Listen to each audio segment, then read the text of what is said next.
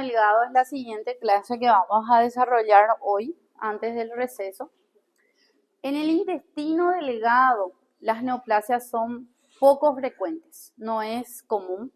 Sus síntomas son muy inespecíficos, por lo cual su diagnóstico generalmente es en un estadio avanzado, mayor predominio en el sexo masculino y es más frecuente en edades avanzadas con una edad promedio, como siempre, 50 años para arriba, ¿verdad? 3 a 6% solamente de las neoplasias del tracto digestivo corresponden al intestino delgado, o sea, la frecuencia es muy baja. Menos del 0,4% de todos los tumores corresponden al intestino delgado. Y si hablamos de tumores, generalmente los benignos son más frecuentes que los malignos. Factores de riesgo, habla de la dieta, ¿verdad? La mala alimentación, la carne roja, tabaco, el humo del cigarrillo, alcohol y disminución de la motilidad. Enfermedades como el síndrome de Peutz-Jeghers, la enfermedad de Crohn, que hoy van a estar exponiendo las compañeras, ¿verdad? Síndrome de Gardner con múltiples pólipos y tumores y pacientes ya, ¿verdad?, con inmunodeficiencia como VIH, post-trasplantados o patologías autoinmunitarias como la enfermedad celíaca. O sea, en intestino delgado es muy raro las neoplasias. Los síntomas, como dijimos, no son específicos, como un dolor abdominal, anorexia, anemia, hemorragia oculta, donde a veces el paciente se hace un examen de materia fecal, viene eritrocitos positivos, se tiene que buscar la causa y pérdida de peso generalmente ya ocurre en estadios avanzados.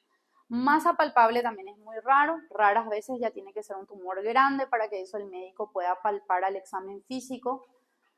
Obstrucción del intestino delgado a veces puede debutar como una obstrucción o hacer una perforación y siempre es en estadio avanzado cuando se diagnostica. Vamos a empezar de los benignos. En el benigno tenemos el adenoma de las glándulas de Brunner, los adenomas que ya hemos estudiado en la clase de pólipos, donde hablábamos del tubular, del velloso, del túbulo velloso, ¿verdad? Los pólipos amartomatosos como el síndrome de Peutz-Jeghers y el adenomioma de la ampolla de Vater. El adenoma de las glándulas de Brunner se le llama también amartoma polipoide o brunneroma, donde hay una proliferación nodular de las glándulas de Brunner, acompañada también de conductos y elementos y generalmente tiene un aspecto benigno al observar, o sea, parece normal. No es una verdadera neoplasia, sino que se trata de una expresión de hiperplasia o amartoma, por eso se llama amartoma porque existe en una cantidad exagerada. Entonces, en este caso se va a identificar el epitelio del intestino delgado, ¿verdad? El epitelio cilíndrico simple con microvellosidades y células caliciformes. Y por debajo vamos a ver una cantidad exagerada de glándulas de Brunner de aspecto benigno. Entonces aquí vamos a identificar una cantidad realmente pronunciada, bastante abundante de glándulas de Brunner, donde microscópicamente al acercar el ocular no vamos a identificar atipias, o sea, sin atipias. Donde se ubica frecuentemente en la segunda y tercera porción del duodeno, a veces pueden debutar con duodenitis, suele causar melena u obstrucción intestinal. Los adenomas son similares al intestino grueso, como hemos dado en el capítulo de pólipos, su frecuencia es mínima comparando con el colon, donde en el colon son muy frecuentes los pólipos. En el duodeno y yeyuno generalmente son las áreas comprometidas si hablamos de los adenomas, más frecuentemente que el ilion. Y ellos pueden ser sésiles si no tienen tallo o pediculados si presentan un tallo o una raíz. Él puede adoptar varias formas. Tubular, que es lo que estuvieron viendo en el laboratorio la semana pasada, donde tiene un aspecto de túbulos, ¿verdad? Túbulo velloso, donde mezcla un patrón velludo con un patrón tubular, y velloso, que era aquel de aspecto verruciforme macroscópicamente y digitiforme microscópicamente. La transformación maligna puede ocurrir en ellos, sobre todo en el contexto de la PAF, de la poliposis adenomatosa familiar, donde dijimos la clase pasada que para llamarlo PAF, mínimamente el paciente tenía que tener 100 pólipos, ¿verdad? Para llamarlo PAF. Después tenemos el pólipo amartomatoso, que también puede ocurrir en yeyuno ilion, no difiere de los pólipos convencionales que vimos la semana pasada, pero son diferentes a la microscopía. Microscópicamente son bandas anchas de fibras lisas que soportan una estructura arboriforme de glándulas, vamos a decirlo así, que están revestidas por epitelio igual al intestino delgado, cilíndrico simple, con microvellosidades y células caliciformes, ¿verdad? También pueden tener células de Paneth y células endocrinas, y hay veces que las células caliciformes se desprenden y eso puede confundir con células en anillo de sello, para lo cual se requiere tinciones especiales de inmunohistoquímica para poder descartar de que se trate de anillo de sello o no. Entonces, este pólipo que estamos viendo aquí en la imagen es un pólipo con tallo, o sea, es pediculado, donde este tallo es muscular liso y esto está revestido por un epitelio donde vamos a identificar, vamos a decirlo así, glándulas revestidas por epitelio cilíndrico simple con áreas quísticas, o áreas cambiadas. El pólipo amartomatoso generalmente ocurre acompañado del síndrome de Peutz-Jeghers, donde existen características que los clínicos le van reconociendo y catalogando como enfermedad de Peutz-Jeghers o síndrome de Peutz-Jeghers. Entonces, generalmente el paciente tenía múltiples pólipos, ¿se acuerdan que tenían las manchas o máculas que iban apareciendo alrededor de los labios, en las mucosas y en las palmas de manos? Entonces se van haciendo generalmente un diagnóstico clínico y luego toman la biopsia para ver si es benigno o maligno el pólipo que presenta. En este caso, como nos dice, se ve el eje muscular y esto que está revestido por un epitelio cilíndrico simple con microvellosidad y células caliciformes, al igual que el intestino delgado. Aquí nos habla, este es un pólipo de Peutz-Jeghers, su estructura es glandular, es compleja, el epitelio tiene un aspecto normal, como si fuese el epitelio del intestino delgado, la lámina propia tiene un aspecto de arbolito, le dice arborizada, porque hace ese pedículo, ese tallo muscular, y alrededor se identifican las glándulas revestidas por el epitelio columnar del intestino delgado. Entonces esos son benignos. Malignos tenemos el adenocarcinoma, tenemos el carcinoide, el linfoma y el GITS que podemos encontrar en el intestino delgado. El adenocarcinoma en el intestino delgado, si comparamos en frecuencia, es 40 a 60 veces menos frecuente que en el colon. De hecho, que como dijimos al inicio de la clase, que ocurran tumores en el intestino delgado son muy raros, pero hay, y por eso hay que hablar, ¿verdad? Es más común en la porción superior, 40 a 50% ocurre en el duodeno. Los tumores pueden adoptar un patrón circular en anillo, rodeando la luz del duodeno, ¿verdad? O hacer un patrón polipoide exofítico de aspecto a coliflor, ¿verdad? Ellos pueden causar inclusive ictericia obstructiva, sobre todo si van afectando a la segunda porción del duodeno, ¿verdad? Donde impide prácticamente que salga el contenido de lo que serían las vías biliares como tal, ¿verdad? Y entonces esto puede causar de larga data ictericia obstructiva.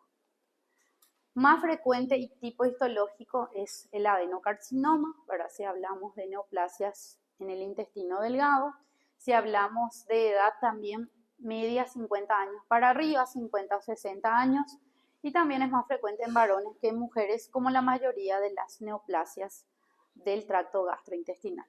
Alta incidencia en el duodeno, en la ampolla de Vater, ¿verdad? Excepto en la enfermedad de Crohn, que es más común en el ileum. 2/3 son resecables en el momento del diagnóstico, o sea, la mayoría de ellos no es resecable en el momento en que se diagnostica. Y si es resecable, aún así la cirugía es bastante compleja y agresiva. El estadio de presentación es lo que va a determinar el pronóstico del paciente. Y como dijimos al inicio de la clase, la mayoría aparece ya en estadios muy avanzados si hablamos de intestino delgado, ya que los síntomas son muy poco específicos. Un factor de riesgo importante es la enfermedad de Crohn, justamente para las neoplasias del intestino delgado. ¿Y cuál es la más asociada? El adenocarcinoma que estamos viendo ahora.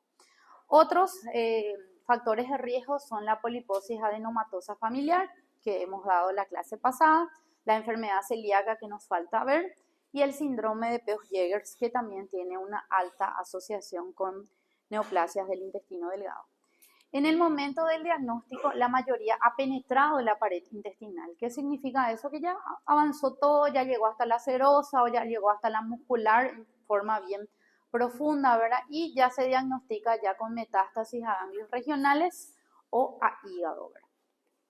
El tratamiento, aún así, si es que es, digamos, se intenta la curación, es una decisión en bloque, donde se van extirpando por bloques las zonas comprometidas. Y en este caso sí, si se aparece en un momento donde el cirujano dice, podemos intentar la cirugía, existe esa opción, ¿verdad? La supervivencia a los 5 años es relativamente buena, ¿verdad? Porque habla del 70%. Esta sería la cirugía, ¿verdad? Donde vemos prácticamente esto es la neoplasia, ¿verdad? Comprometiendo al duodeno, se tiene que extirpar parte del páncreas. Se le llama también tumor periampular, ¿verdad? A estas neoplasias que están cerquita de lo que es la cabeza del páncreas y en la segunda porción del duodeno es donde más ocurre generalmente. Y esta sería la imagen microscópica, donde por este lado vemos el epitelio del intestino y por el otro lado ya vemos un adenocarcinoma moderadamente diferenciado grado 2. ¿Verdad? Porque era moderadamente diferenciado, dependía del porcentaje de formación de glándulas. Si vemos bastante estroma, como vemos aquí, es entre el 50 y el 95% de la formación de glándulas y tenemos que evaluar con el ocular en un objetivo de 20 o de 40, la atipia que generalmente va a ser moderada. Justamente esa lámina toca hoy, pero de colon, después de la exposición para los grupos que tienen hoy de exposición, ¿verdad? Y para los otros, hoy hay láminas de vuelta porque tenemos que estar al día para o sea, realmente va a quedar hígado y páncreas va a quedar para la tercera etapa porque ya no va a dar tiempo y tenemos que ser equitativos con todas las turmas. Hay turmas que van a poder terminar, la C por ejemplo va a poder terminar, pero para que sea equitativo va a entrar hasta una parte, todas las turmas por igual. Bueno, entonces en este caso es grado 2. Y vamos mirando la atipia celular, ¿verdad? Que la atipia es moderada, donde el pleomorfismo, la hipercromasia es moderada. El carcinoide, el tumor carcinoide, que también se llama neuroendocrino, son neoplasias de bajo grado que se originan en el sistema endocrino. La mayoría ocurre en adultos, pero también puede ocurrir en niños. La localización más frecuente es el ilion y pueden ser múltiples y presentarse como formaciones polipoides. 30% de tumores del intestino delgado corresponden a los carcinoides. Los carcinoides, como han estudiado en pulmón, ¿verdad? Como estarán estudiando, ¿verdad? Para la parcial, justamente estas neoplasias son malignas, pero el pronóstico generalmente es bueno, ¿verdad? Sobre todo si hablamos de carcinoides típicos, ¿verdad? Porque se puede extirpar en su totalidad. Ellas se originan de las células de Kulchinsky, no sé si se acuerdan de las células de Kulchinsky de histología, que también se llamaban células enterocromafines, es lo mismo. En las criptas del Lieberkühn, por lo general miden menos de 2 centímetros, tienen un color amarillo porque produce sustancias. Ellos secretan serotonina, histamina, somatostatina, prostaglandinas, polipéptidos vasoactivos, gastrina, glucagón. O sea, pueden secretar numerosas sustancias que le dan ese tinte amarillo, independiente de la ubicación. Como vamos a ver en tumores de apéndice, por ejemplo, en el apéndice también tiene el mismo color, siempre tienen ese color amarillento. Macroscópicamente ellos más bien invaden mucosa, llegan hasta la submucosa, eso es regla, y que invadan más allá de la submucosa es, digamos, es difícil, pero también puede llegar a ocurrir. Por eso es que son considerados malignos, pero de buen pronóstico, ya que generalmente llegan hasta la submucosa, ¿verdad? La invasión del tumor y fibrosis puede llegar a torcer la pared intestinal. Entonces, justamente esta es la neoplasia que si hacemos el corte, vamos a ver esta masa de color amarillo, bien delimitado, ahora por más de que sea maligno. Esta sería la neoplasia. Este sería en el caso de donde se presenta como múltiples pólipos, parecen varios pólipos, ¿verdad? Esto sería como una masa única, ¿verdad? En este caso, donde nos dice que esto fue en el íleon. Aquí vemos otra masa, en este caso es de gran tamaño. Y el patrón es en nidos. Nidos con núcleos redondos, núcleos que tienen generalmente cantidad moderada de citoplasma y tienen la famosa cromatina que le llamaban en sal y pimienta, como estarán estudiando, ¿verdad? Lo mismo se ve aquí. Mitosis escasas, émbolos en vasos linfáticos sí pueden llegar a ocurrir. Y justamente aquí vemos el epitelio, o sea, la mucosa, ¿verdad? Y aquí está la neoplasia que invade mucosa y generalmente es bien delimitado y llega hasta la submucosa. Los nidos son de células monótonas, células que generalmente se ven basófilas y tienen un puntillado de cromatina que lo llaman en sal y pimienta. Aquí también vemos la mucosa del intestino delgado y se ve la neoplasia, que sería esto que vemos aquí de color oscuro, que generalmente llega en mucosa y submucosa. No significa que no pueda llegar hasta la muscular. Claro que en un estadio más avanzado puede llegar, pero digamos como es de crecimiento lento, generalmente ya se detecta cuando está en esa ubicación. Estos son los nidos monótonos donde se ve ese puntillado, como varios puntitos en su citoplasma, que es lo que le llama imagen en sal y pimienta. Son neoplasias malignas de bajo grado, como dijimos, crecimiento lento, pero si esto también no es extirpado, va a ser altamente invasivo y también va a hacer metástasis. Si hace metástasis, hace en ganglios regionales, hígado, también puede ocurrir metástasis a hueso, piel, tiroides y mamas. Puede que debute como un síndrome carcinoide. El síndrome carcinoide, el paciente tiene cambios de la coloración de la piel, hace cianosis facial, puede generalmente, inclusive el tórax, la parte del pecho, hipertensión, palpitaciones y tienen diarreas, por lo cual se busca la causa y a veces así esto es encontrado y extirpado en un estadio bueno, digamos así, ¿verdad? La ocurrencia del síndrome del síndrome carcinoide es por la liberación de las numerosas sustancias que él puede llegar a secretar, ¿verdad? Los GITS, los tumores del estroma gastrointestinal, como habíamos hablado la clase pasada, ¿verdad? Ellos pueden tener un crecimiento extraluminal sin causar obstrucción, pueden que tengan muchas mitosis, atipias, hipercelularidad y necrosis. O sea, los GITS pueden ser benignos o malignos. Pues ellos tienen las fibras esquenoides, que habíamos hablado de estas fibras esquenoides en la clase de gastro, porque es más común en estómago. Esto se puede diagnosticar con la tinción de Paz. El GITS maligno puede invadir al páncreas por extensión directa. Entonces, él se presenta como una masa arremolinada o en remolino, dura, sólida, donde hay que hacer el diagnóstico diferencial, como habíamos dicho en la clase pasada. Si nos parece que es benigno, con el leiomioma. Si nos parece que es maligno, con el leiomiosarcoma.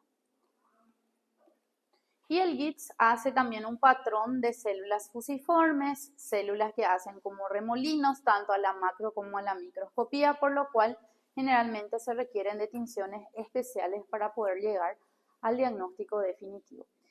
El linfoma también puede ocurrir en el intestino delgado. El sitio más común del linfoma extranodal es el tracto digestivo, donde también ocurren pacientes añosos, o sea, más de 50 años, 50 60, y el estómago, como habíamos visto en la clase de tumores gástricos, es la ubicación más frecuente, 75%. Intestino delgado no es muy frecuente, 9%, y intestino grueso es a nivel de la válvula ileocecal, a nivel, o sea, en un porcentaje del 7%. Los tipos de linfomas que pueden ocurrir son varios, desde células T, linfoma de Malt o maltoma de la zona marginal, folicular de células grandes, linfoma de Burkitt, de Hodgkin y enfermedades que se le llaman inmunoproliferativas o IPSD. Tenemos que recordar cómo era el folículo primario y el secundario por histología para poder identificar lo que es un linfoma, ¿verdad? Si nos acordamos por histología, el folículo secundario tenía un casquete, tenía lo que era el centro germinal y estaba rodeada por la zona del manto. Sin embargo, el primario que vemos aquí tiene la zona del manto y simplemente no tiene lo que es el casquete, tiene el centro germinativo también. Entonces, era un folículo secundario. No me aparece toda mi presentación. Ahí sí. Que tiene el centro germinal y tiene lo que es el casquete, y el otro que vemos aquí arriba es un primario, pero no me está apareciendo. Ahí, primario, y este es el secundario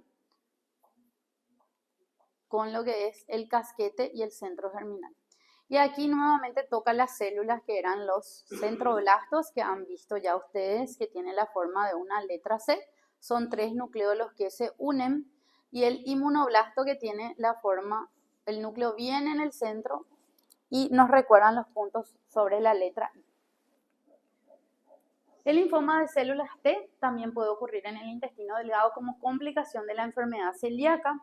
Puede llegar a ocurrir y generalmente tiene gran concentración de eosinófilos. Esto puede llegar a abarcar gran parte del intestino delgado, no solamente el duodeno, sino extenderse más allá, ser una masa de gran tamaño como vemos aquí, de bordes irregulares y hemorrágico. En el caso del linfoma de células T asociado con enfermedad celíaca, se tiene que buscar marcadores de inmunohistoquímica. Primeramente, confirmar que es enfermedad celíaca, donde teníamos 3 criterios que habrán visto con sus profesores de práctica, que era el aumento de linfocitos intraepiteliales más de 30 en duodeno y más de 40 en yeyuno, ¿verdad? Que era el primer criterio. El segundo criterio, que era para diagnosticar enfermedad celíaca, ¿cuál era? ¿Alguien se acuerda? Parte de linfocitosis intraepitelial, ¿cuál era? Yo sé que todavía no vimos, pero ya vieron en la práctica. La hiperplasia de criptas, ¿verdad? La elongación e hiperplasia de criptas, y luego la atrofia vellositaria, que se dividía en 4, ¿verdad? 3A, 3B, 3C y la tipo 4, que vamos a estar viendo en la clase teórica, ¿verdad? Entonces, primero diagnosticar que es celiaquía, ¿verdad? Y el segundo paso es pedir tinciones de inmunohistoquímica si se ve un proceso linfoproliferativo. Y en este caso nos habla de un panel, ¿verdad? Que es positivo para CD3, para CD7, parcialmente positivo para CD8, CD103, y este es un marcador proteico beta, que también puede que sea o no positivo, y la CD30. Y por el otro lado, el componente epitelial nos habla que es positivo para CD3, pero por ejemplo negativo para CD8, CD5 y CD4. Entonces, en el contexto de la enfermedad celíaca, aparte de ver todos esos cambios que son diagnósticos de enfermedad celíaca, según la clasificación de Marsh-Over-Uber que estuvieron viendo en la práctica, ¿verdad? Van a ver un proceso atípico de linfocitos, y eso es lo que se debe de buscar, ¿verdad? Cuando se ve un proceso que borra la arquitectura del epitelio, buscar con marcadores de inmunohistoquímica. Después tenemos el linfoma de células B o maltoma, que también puede ocurrir, ¿verdad? En el intestino, donde prácticamente se ve un borramiento de la histoarquitectura completa, ¿verdad? Aquí prácticamente se ve algunas glándulas y el epitelio, y todo el resto está borrado. Linfoma de Maltz también estuvieron viendo en el laboratorio. Después tenemos de la zona marginal, este es más común en el estómago, pero también puede ocurrir en el intestino delgado. Se ve presencia de lesiones linfoepiteliales y también de linfocitos reactivos. Tenemos marcadores de inmunohistoquímica para llegar al diagnóstico también, CD20, CD138 y lambda. Kappa es negativo.